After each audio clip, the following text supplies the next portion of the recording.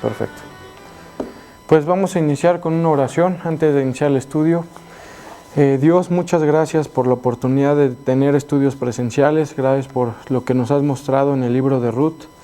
Te pido me des claridad y también a todos nos des entendimiento del mensaje de esta noche, Dios mío, de tu misericordia, de tu fidelidad y del carácter, Dios mío, de un personaje que veremos hoy. Te pedimos por todas las personas que están viendo el estudio, las que estamos aquí presencialmente y también por las que lo verán en otro momento. En el nombre de Cristo Jesús te lo pedimos, amén.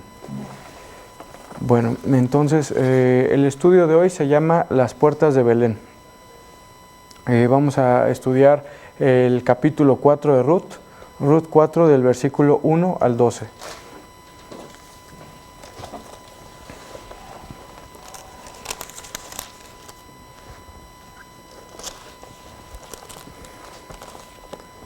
Ok.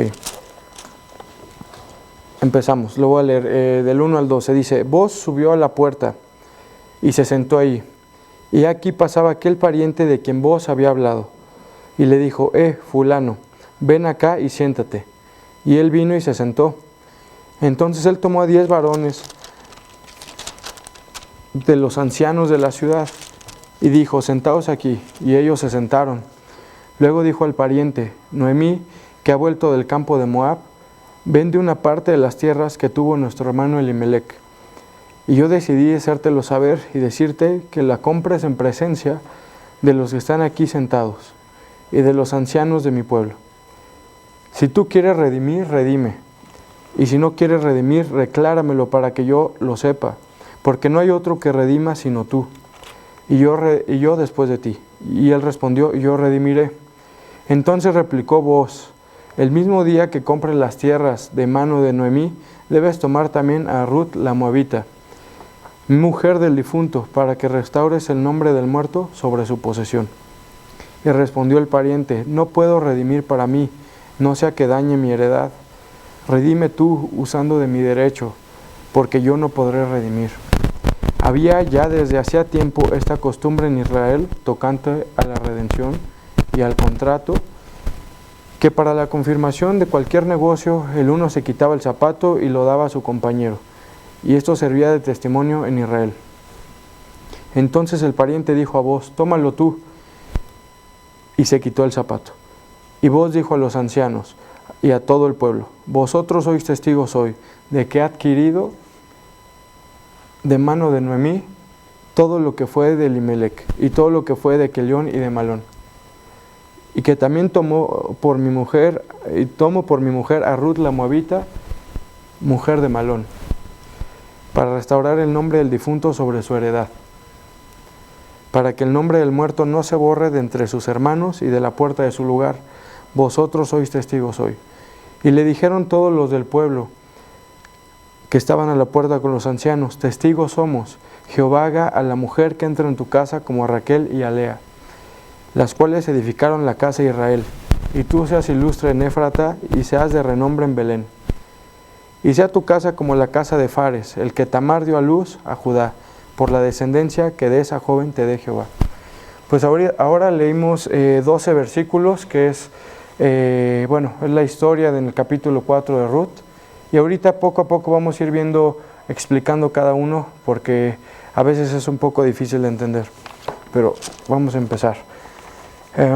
Con esta serie de estudios queremos continuar el libro de Ruth, que es el libro sobre la bondad y la misericordia. Este libro, como me dijo Carlos hace rato, se llama el libro de Ruth, pero también se podría llamar el libro de la bondad y la misericordia, porque son los temas que predominan. Es una historia de gran luz.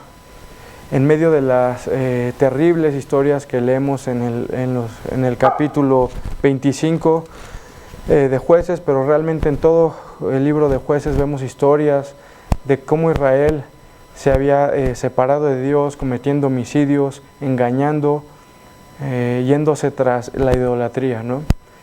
Vamos a leer Jueces 21-25, que Jueces está antes de Ruth.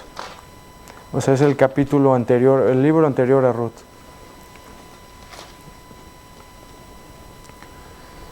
Jueces 21-25 dice: en estos días no había rey en Israel, cada uno hacía lo que bien le parecía. Aquí podemos ver que en ese entonces había un periodo de gran oscuridad en Israel. Cada quien hacía lo que bien le parecía. Y podemos ver cómo esa época se parece a la época actual. Podemos recordar, hoy en la mañana a algunas personas le mandó Carlos, no sé si les llegó, una carta hacia el gobernador de California, y vemos cómo realmente estamos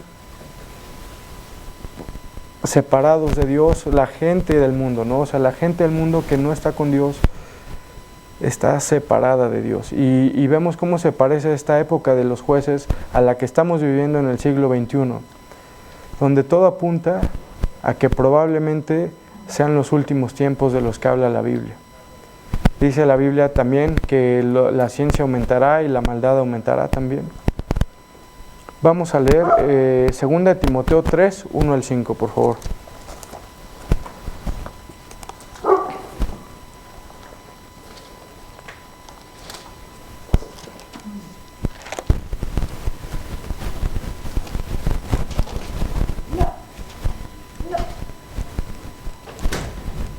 Ok, 2 Timoteo 3, del 1 al 5 dice así: también debes saber esto, que en los postreros días vendrán tiempos peligrosos, porque habrá hombres amadores de sí mismos, avaros, vanagloriosos, soberbios, blasfemos, desobedientes a los padres, ingratos, impíos, sin afecto natural, implacables, calumniadores, intemperantes, crueles, aborrecedores de lo bueno, traidores, impetuosos, infatuados, amadores de los deleites más que de Dios, que tendrán apariencia de piedad, pero negarán la eficacia de ella. A esto se evita.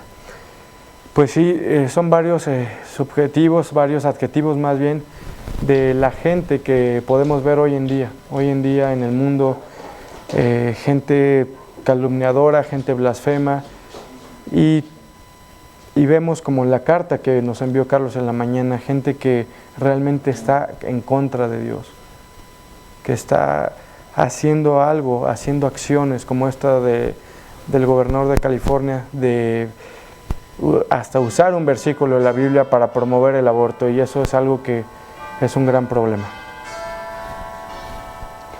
Tenemos que recordar también que existen grupos de personas, un pequeño grupo de personas que todavía traen luz y esperanza a esta tierra, y ese pequeño grupo de personas son los cristianos.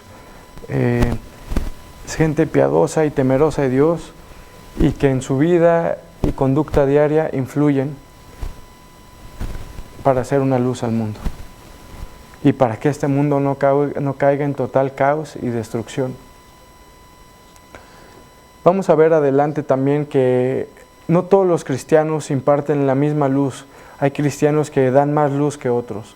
Lo veremos más adelante con el ejemplo de Boaz. Pero sí, hay un pequeño grupo de gente que también evita que todo se vaya a la ruina, que todo se vaya, ahora sí que al precipicio, ¿no?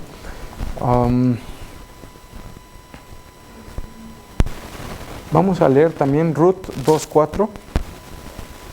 Por favor, Ruth 2.4.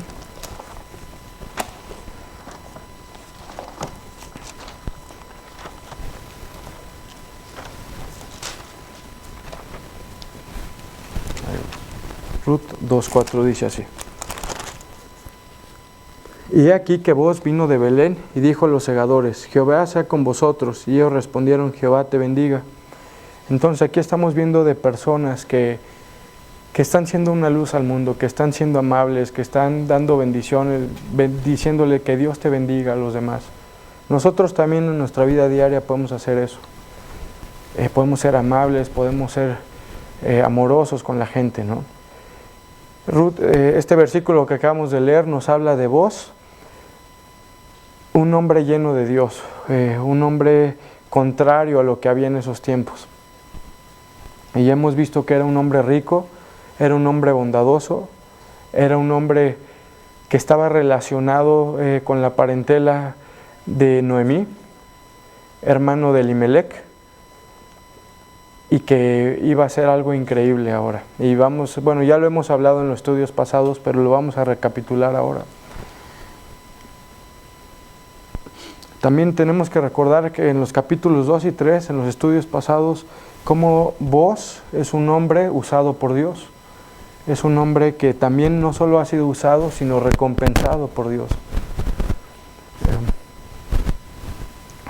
Dice aquí que Dios utilizará a Booz para mantener la descendencia de la familia, ya que murieron el esposo de Noemí, el esposo de Noemí ya había muerto, pero también murieron sus 2 hijos, que es Malón, el ex esposo de Ruth. Y dice aquí, vamos a leer Mateo 1:5 para ver cómo Dios utilizó a Booz para tener un lugar en la genealogía directa de Jesucristo. Está en Mateo 1:5. Dice así, el capítulo 1 de Mateo habla sobre la genealogía de Jesucristo. Y en el versículo 5 podemos ver que dice, Salmón engendró de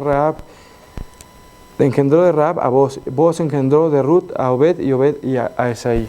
Entonces podemos ver que en la línea directa de la genealogía de Jesucristo, está Booz. Vemos que es un lugar importante. Y todo eso fue gracias a la obediencia que hizo a Dios, a la misericordia y al amor.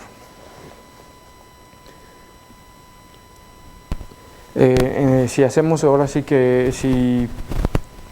las cuentas, Booz sería el tatarabuelo de David. Y bueno, sabemos que David luego sigue la línea hasta Jesucristo. Dios siempre bendice al que sigue sus mandamientos, sus lineamientos. Independientemente de lo que esté pasando en la época.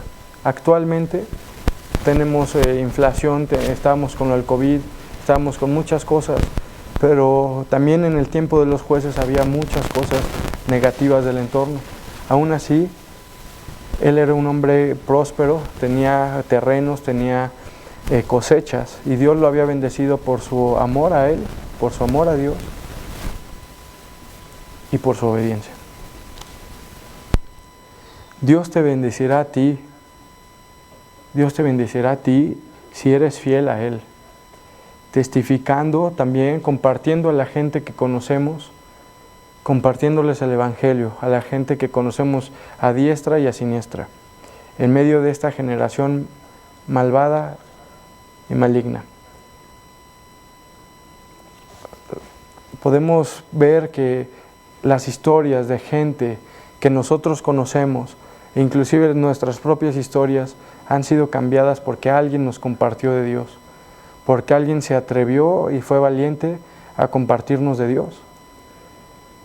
Hay muchos ejemplos de vidas cambiadas, y la misma Ruth, que era moabita, se convirtió a Dios, se acercó a Dios por el testimonio de Noemí. Dijo, mi Dios, tu Dios será mi Dios. Voy a leer Filipenses 2:15.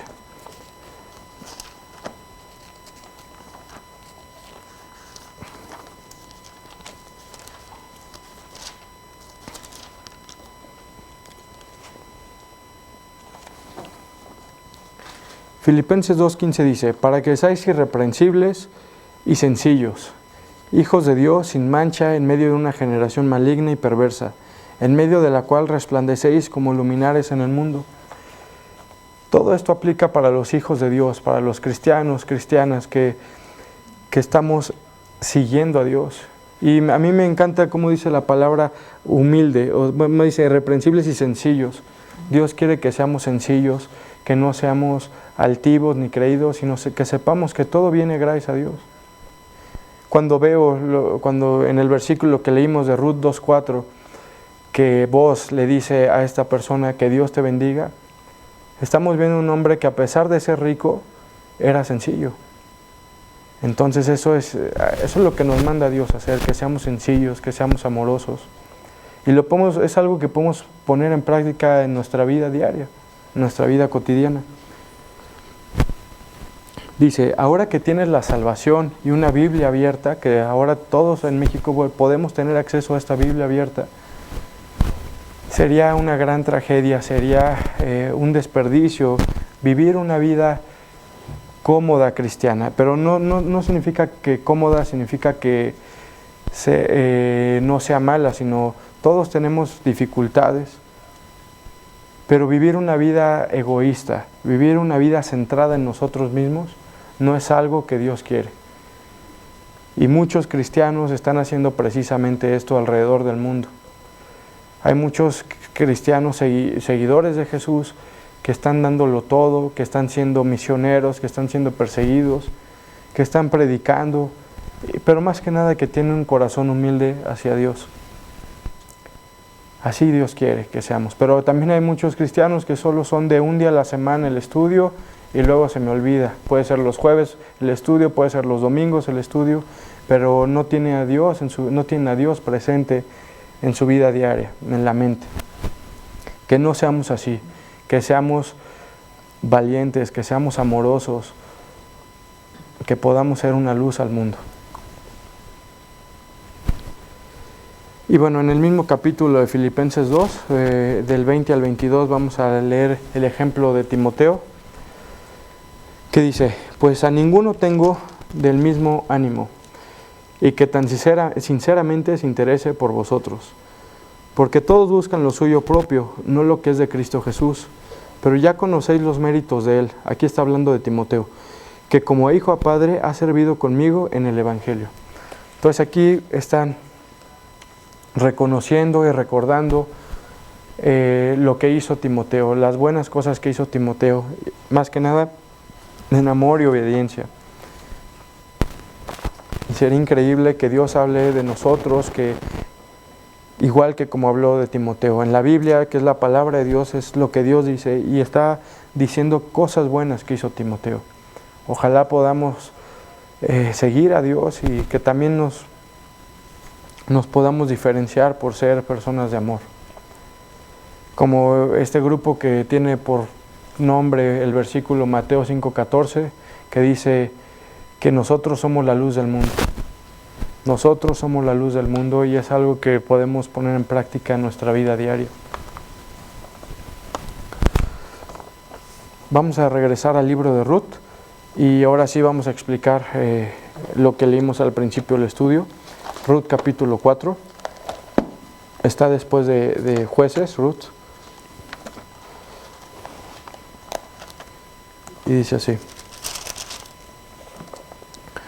Boaz subió a la puerta y se sentó ahí, y he aquí pasaba aquel pariente de quien Boaz había hablado, y le dijo, fulano, ven acá y siéntate.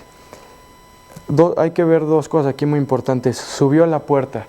¿A cuál puerta? Es normal que nos podamos confundir con a qué puerta se refiere.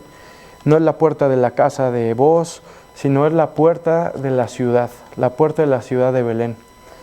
¿Y qué tiene de importante o por qué las puertas? Hay que recordar que en esos tiempos las puertas eran como el palacio municipal, o sea, las puertas de la ciudad eran como el palacio municipal.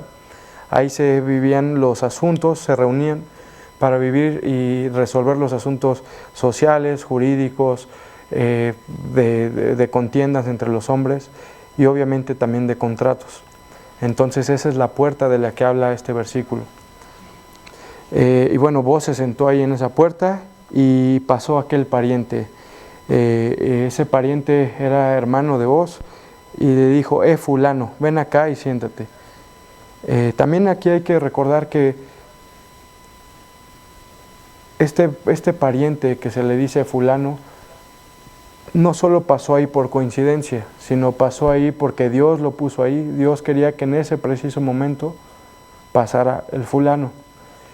Este fulano, que ahorita lo vamos a leer, bueno, ya lo leímos, pero lo vamos a explicar, pues no le dicen por su nombre, porque vos sí sabía su nombre, pero le dice fulano. Y vamos a ver que eso puede pues traernos una enseñanza, y es una de las enseñanzas más importantes del estudio de hoy. ¿Por qué se le dice fulano? Vemos aquí que Boaz es un hombre de palabra, como todo cristiano debe ser. Él ha prometido a Ruth que va a redimir a la familia de Elimelech, es decir, de su hermano. Y bueno, vemos en Ruth 3:13, que es el capítulo anterior, que dice, que le dice a Ruth, vos a Ruth, pasa aquí la noche y cuando sea de día, si él te redimiere, bien, redímate. Mas si él no te quisiera redimir, yo te redimiré, vive Jehová. Descansa pues hasta la mañana. Entonces eso fue en la noche y al día siguiente temprano, como lo vemos en el capítulo 4, cumplió su palabra y fue a las puertas de la ciudad a buscar casarse con Ruth. Pero para casarse con Ruth no era tan sencillo porque había un pariente que tenía el derecho, así se manejaban antes. Tenía, exacto. Era un pariente más directo que vos y él tenía como la preferencia, exacto, de casarse con Ruth. Pero bueno, vamos a seguir leyendo. Y dice aquí, dice que conforme a la ley de Moisés en Levítico 25, versículo 25, capítulo 25, versículo 25, que habla sobre que la descendencia pues tiene que seguir para que hereden las tierras y para que el nombre de la familia no se pierda. Yo les voy a leer el versículo de Levítico 25, 25. Es más que nada de la ley de Moisés. Y dice así: cuando tu hermano empobreciere y vendiere algo de su posesión, entonces su pariente más próximo vendrá y rescatará lo que su hermano hubiere vendido. Entonces aquí estamos hablando de pariente más próximo. Son como leyes que ya estaban escritas desde antes y que el pueblo de Dios pues trataba de seguirlas. En este caso Boaz se quiere casar con Ruth, pero también necesita comprar las tierras porque el hijo que tenga con Ruth va a heredar esas tierras. Entonces quiere él tomar Boaz la responsabilidad de dar descendencia a la familia. Vamos a explicar una palabra hebrea que no viene aquí, pero se llama Goel, G-O-E-L, Goel, y en hebreo significa redentor. En este caso es el pariente redentor. A eso se refiere en Levítico y en Ruth. Ahorita la estamos leyendo en español, pero en hebreo así lo dice. Es el pariente redentor, la persona que sigue para que cuando muera el otro pariente, o sea, no quiero confundirlos, pero el pariente redentor era la persona que seguía para redimir, para cuidar, para ayudar a la familia de esa persona pariente que había fallecido. De inmediato, como se los dije, en la mañana, él va a las puertas de Belén, donde todo asunto legal se resuelve. Y casualmente, pero digo casualmente entre comillas, va pasando por ahí el pariente que en este caso se le dice fulano. No es un nombre fulano, pero así se le dice. Ahorita vamos a ver por qué. Va pasando por ahí y ese pariente es el que viene más directo a Ruth que el Boaz. Y Boaz le dice, lo llama para enfrentar el asunto y resolverlo. Notamos que no se nombra a esta persona más que con el título de fulano. Y podemos ver una enseñanza que nos puede dejar esto de fulano. Parece como muy trivial o sin sentido, pero podemos sacarle una enseñanza a esto y podemos relacionarlo con otros versículos de la Biblia. Dios no honra a aquellos que no están dispuestos a pagar el costo de seguirlo. Dios honra a los que lo siguen. Dios honra a la gente que lo ama. Y la gente que de plano no está dispuesta a seguir a Dios, no lo va a honrar. En este caso ni siquiera se menciona el nombre de este fulano. Y me gustaría leer dos versículos que son muy padres, que son muy bonitos, acerca de la honra de Dios. El primero es 1 Samuel 2:30. 2:30c, que es la última parte de 1 Samuel.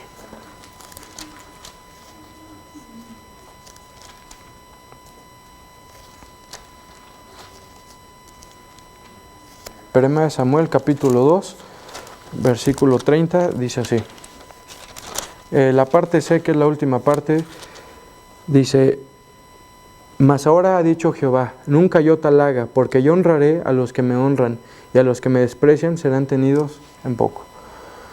Entonces es algo increíble este versículo. Está medio escondido ahí en 1 Samuel, pero es un versículo muy padre porque nos motiva a honrar a Dios, nos motiva a darle la gloria a Dios en lo que hagamos, ¿no? En la escuela, en el trabajo, hasta en el deporte, ¿no?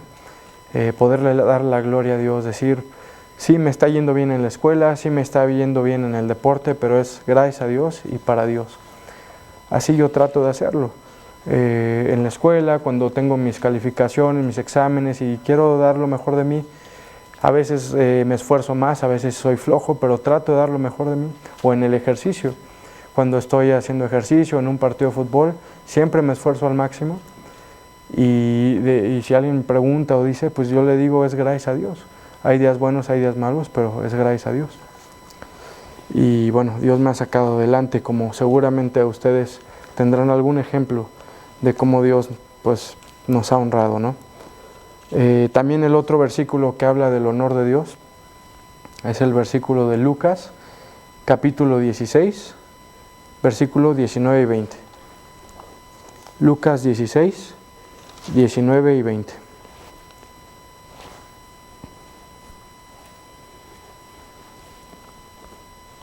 Dice: había un hombre rico que se vestía de púrpura y de lino fino, y hacía cada día banquete con esplendidez. Había también un mendigo llamado Lázaro, que estaba echado a la puerta de aquel, lleno de llagas. Entonces, la persona pobre, que se llama Lázaro, a comparación del hombre rico, sí se menciona su nombre. Y como puede ser como algo trivial o algo así, que tal vez hemos leído Lucas, los que lo han leído varias veces, pero también hoy que estaba estudiando este estudio me di cuenta que... No lo nombra. Exacto, no lo nombra. No dice el nombre del hombre rico, solo dice el nombre del hombre pobre. Entonces, y no porque sea rico en sí, que esté pecando, sino porque realmente podemos ver luego después que no se había arrepentido y acercado a Dios. No es en sí que él, por ser rico, ya no lo nombró, no, sino simplemente porque no se había acercado a Dios. Es algo muy bonito que nos podemos llevar en el estudio de hoy, que es lo de cómo Dios busca que lo honremos y Él nos regresa la honra por gracia. Este asunto que se estaba tratando en las puertas de Belén, se estaba tratando sin más demora en el lugar adecuado, en estas puertas de Belén. Por eso el estudio se llama así, las puertas de Belén. Regresemos por favor a Ruth 4, vamos a estar leyendo ese pasaje todo el estudio de Ruth 4.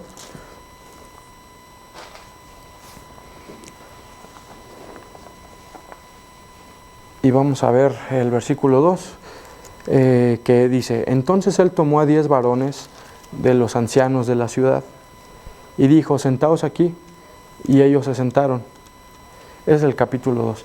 Entonces vemos aquí que para un contrato en estos tiempos, y obviamente también en los tiempos actuales, se necesitaba convocar a la comitiva principal de la ciudad.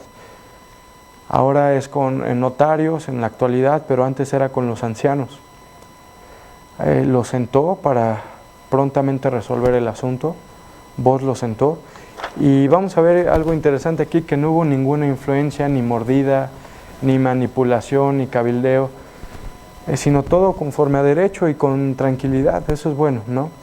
Vos era un hombre íntegro y recto, y lo vemos actuar así. No necesitó algún soborno, no necesitó ninguna mordida, sino simplemente él tenía seguridad, y esa seguridad estaba en Dios. Sabía que si él quería se iba a casar con Ruth, y si no, no. Podemos vivir con esa seguridad hoy en día, saber que si Dios quiere que pase algo va a pasar, y si no, no. Y es algo que como seres humanos nos cuesta, pero podemos ver el ejemplo de vos. El siguiente versículo es el 3. Luego dijo al pariente Noemí, que ha vuelto del campo de Moab: vende una parte de las tierras que tuvo nuestro hermano Elimelec. Aquí vemos que eran hermanos. Y Boaz explica brevemente, pero con claridad, cuál es el asunto a resolver. En este caso es la disposición de las tierras del esposo de Noemí, que ya había fallecido, Elimelec. No hay palabras extras de manipulación o de tratar de ganarse a los ancianos. Era importante, vamos a leer una nota que dice aquí, que era importante que la venta de las tierras se llevaran a cabo de la tribu de Judá, pues no estaba permitido que las tierras fueran de tribu en tribu. Por eso es lo que se estableció lo de Goel, pariente redentor. Todo es una serie de leyes, una serie de reglas que vienen de Moisés, bueno, de Dios. El siguiente versículo, Ruth 4:4, dice: y yo decidí hacértelo saber y decirte que la compres en presencia de los que están aquí sentados y de los ancianos de mi pueblo. Si tú quieres redimir, redime. Y si no quieres redimir, decláramelo para que yo lo sepa.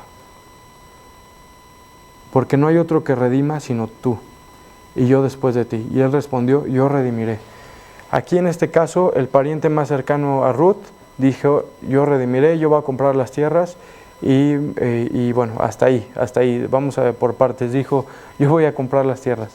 Pero luego se retracta. Vamos a ver en el versículo, primero vamos a ver que él quiere comprar las tierras, le conviene, es un asunto bueno para él, es un asunto para incrementar su riqueza. Y el fulano está dispuesto a hacerlo, pues habrá beneficio y ventaja para él. Eso no es bondad, sino falso interés. Cuando hacemos alguna buena obra simplemente para captar el interés de los demás o para nuestro propio beneficio, perdemos esa recompensa espiritual, ¿no? Y eso lo podemos ver en Mateo 6:24.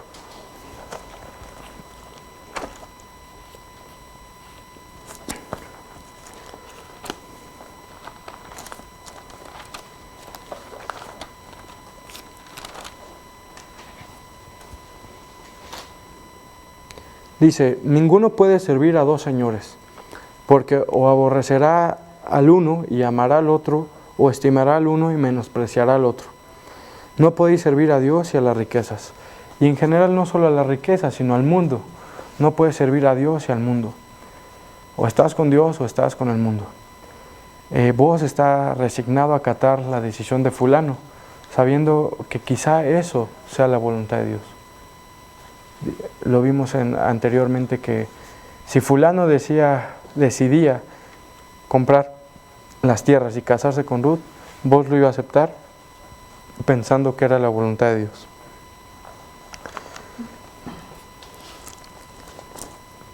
Regresamos al Ruth 4:5, que dice así: entonces replicó Vos: el mismo día que compres las tierras de mano de Noemí, debes tomar también a Ruth la moabita, mujer del difunto,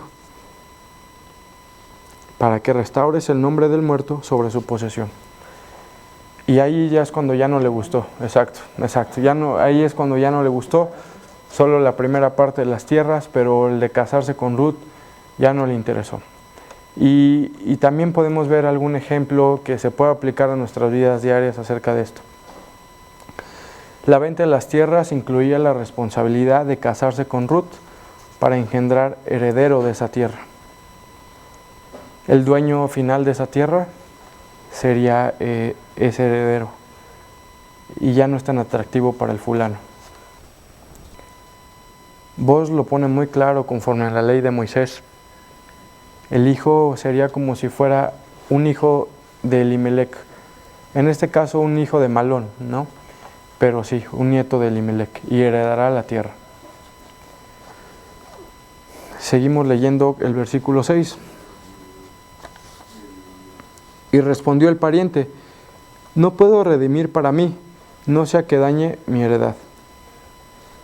Redime tú, usando de mi derecho, porque yo no podré redimir. Entonces ahí es ya cuando vemos la respuesta del fulano que dice: no voy a redimir, redime tú, te doy el derecho. porque yo no podré redimir. El fulano se hace para atrás, pues no le beneficia en nada. Él tiene la responsabilidad. Y aquí es donde podemos ver la enseñanza para nosotros, o sea, una muy práctica. Que nosotros tenemos responsabilidades en nuestra vida diaria. A veces sencillamente no la tomamos y nos zafamos del compromiso. En lugar de ser hombres y mujeres de honor y tomar responsabilidades obviamente prudentes, a veces nos vamos por la puerta de atrás. No quiere decir que todo tengas que hacerlo porque quedar bien con una persona. Sin embargo, cuando tenemos responsabilidades prudentes, responsabilidades que hay que cumplir, también es testimonio para el mundo y para nuestros hermanos en Cristo el cumplirlas. Eso es algo muy práctico que nos podemos llevar de este estudio. El ser hombres y mujeres de honor, tomar responsabilidades. Ahora la pregunta se hace, ¿eres tú una de esas personas irresponsables y sin compromiso en tus deberes cristianos? El fulano dice, hazlo tú. Él perdería la bendición como lo hizo Esaú. No sé si se recuerdan de Esaú, que vendió su primogenitura por un plato de alimentos, de lentejas. Un plato de lentejas, porque para él esa primogenitura no tenía ningún valor. Pero Jacob sabía que tenía mucho valor. Por eso se la quiso comprar.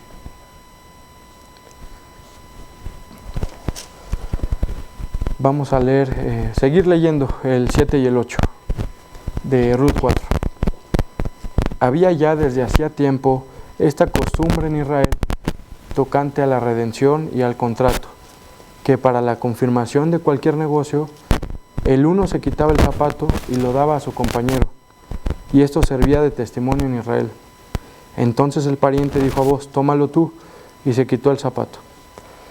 Puede ser muy extraño hoy en día pensar en que los contratos se hagan dando los zapatos, ¿no?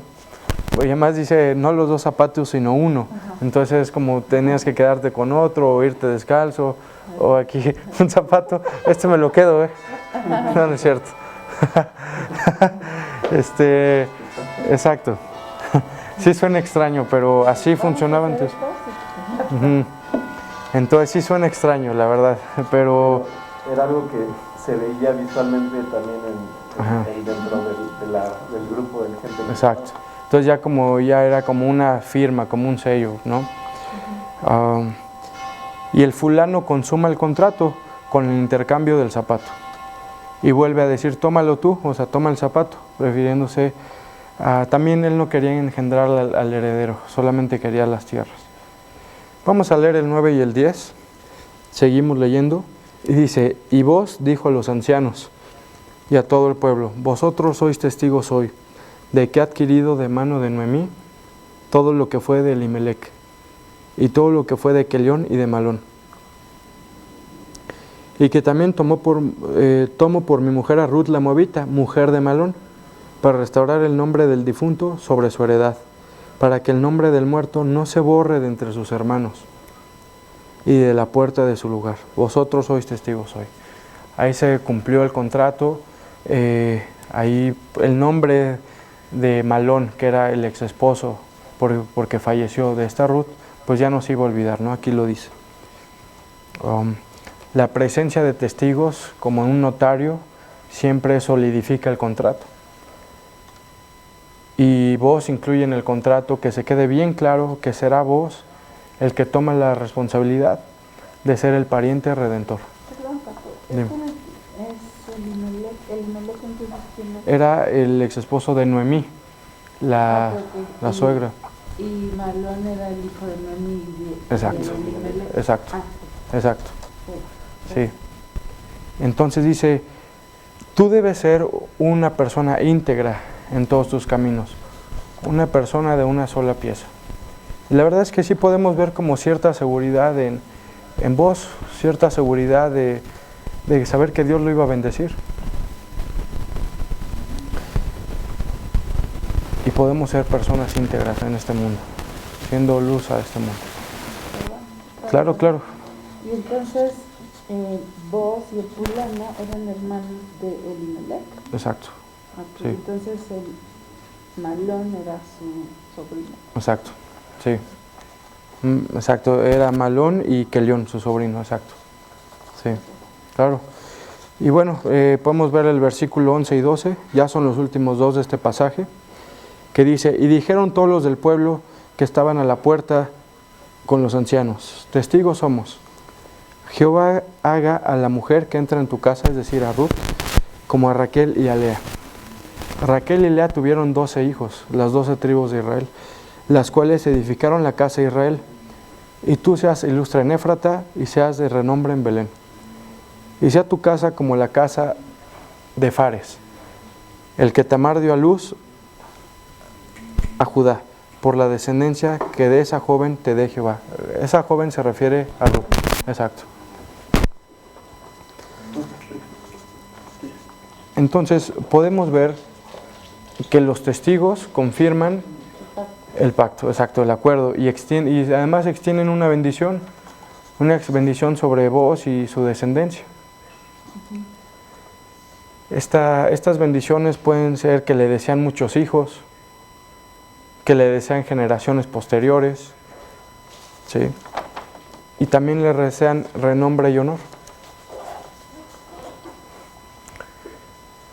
O sea, esta bendición y este como acuerdo al que llegaron, que esa confirmación, es algo bueno para vos.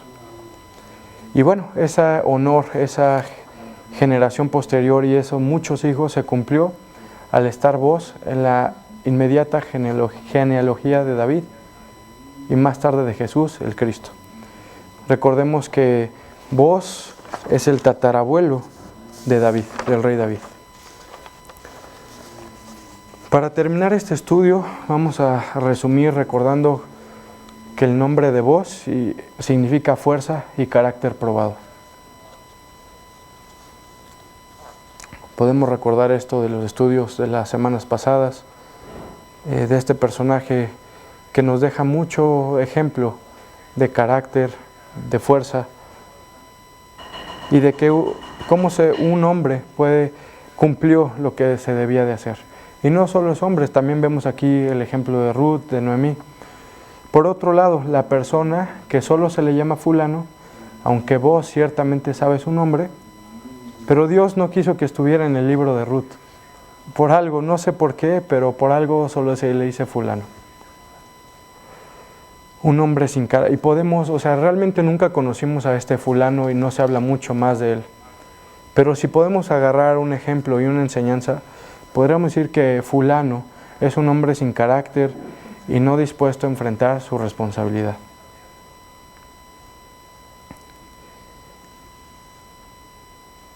Vos sería recordado con gran bendición y fulano no recibiría nada. Como se los digo, no sabemos más de fulano. No sabemos cómo era, quién era, pero sí sabemos que era hermano y familiar de vos. Pero no sabemos más. A la vez que fulano no recibiría nada, sería un descalzado. Ahora sí que podemos hacer la analogía del zapato, sería un descalzado como un hombre de vergüenza. Y vamos a leer por qué digo descalzado en Deuteronomio capítulo 25, versículo del 8 al 10. Deuteronomio es uno de los primeros libros de la Biblia. Y vamos a ver en el capítulo 25, ¿qué dice? Deuteronomio capítulo 25, versículo 8 al 10. Dice así: entonces los ancianos de aquella ciudad lo harán venir y hablarán con él. Y si él se levantare y dijere, no quiero tomarla, se acercará entonces su cuñada a él delante de los ancianos y le quitará el calzado del pie y le escupirá en el rostro y hablará y dirá, así será hecho al varón que no quiere edificar la casa de su hermano. Y se le dará este nombre en Israel, la casa del descalzado. Es algo que también, sí, tenemos que como unirlos o hacer una referencia. Porque no nos acordamos de esto cuando estamos después de haber leído Deuteronomio, pero sí pasa así. Hablan también de una redención. Sí, aquí está. Sí, es del 8 al 10 dice que el que no quiere edificar la casa de su hermano, ¿no? El que no quiere tomarla. Entonces se parece mucho a lo que estamos hablando, y además con lo del zapato. Para terminar este estudio es unas preguntas. Una pregunta importante para todos nosotros, para mí también, es ¿con quién nos identificamos? ¿Con fulano o con vos? Podemos identificarnos con vos si confiamos en él, si dejamos que él haga las cosas y le dejamos el control de nuestra vida a él. O podemos más bien identificarnos como fulano, al no hacernos responsables de las cosas básicas de la vida, ¿no? Si es posible vivir una vida santa, una vida apartada para Dios, en un entorno, en un mundo oscuro y perdido. Ahora, la invitación es ser un hombre o una mujer de verdad y mostrar al mundo que hay una mejor manera de vivir, Cristo. Entonces, eso fue el estudio. Podemos recapitular al final que el ejemplo que nos llevamos de vos es de carácter, es de responsabilidad, es de amor y también de mucha confianza en Dios. Podemos ver que también podemos ser, ¿mande? De obediencia. Sí, de obediencia, claro. Y vemos el ejemplo de fulano del fulano que no quiso obedecer ni ser responsable. Otra de las enseñanzas que nos llevamos es la de, aquí está, es la de ser un hombre de palabra, ser un hombre o mujer de palabra, como todo cristiano debe ser. Y bueno, también sabemos algo muy bonito que leímos de cómo Dios nos honra, pero Dios pide que lo honremos a Él primero. Y también de cómo la seguridad de vos hizo que no requiriera dar ningún soborno, ningún mordida, manipulación, cabildeo, cosas de ese estilo. Y algo que en lo personal yo me quedo mucho es que vos estás resignado a acatar la decisión de fulano, sabiendo que eso quizá sea la voluntad de Dios. Por alguna razón, si fulano decía, sí compro las tierras y sí me quedo con Ruth, sí me caso con Ruth, él estaba dispuesto a aceptarlo porque sabía que era la voluntad de Dios. Entonces eso creo que es como aceptación en nuestra vida cristiana y eso es importantísimo. Y pues ese fue el estudio de hoy. Gracias por conectarse, gracias por venir, Miriam, Jesús, Cari, todos los que estamos aquí. Y bueno, nos veremos la próxima semana. Y vamos a tener una celebración, un pastel, y también nos veremos la próxima semana. Pero antes de la celebración quisiera terminar con una oración y darle gracias a Dios.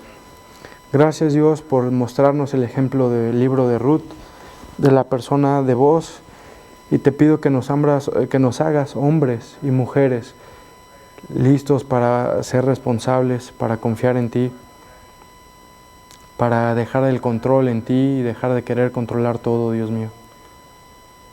Te pido que tú llenes nuestros corazones, que tú seas el que nos guíe y que podamos ser sencillos, humildes, como fue vos con las personas que le decía que Dios te bendiga.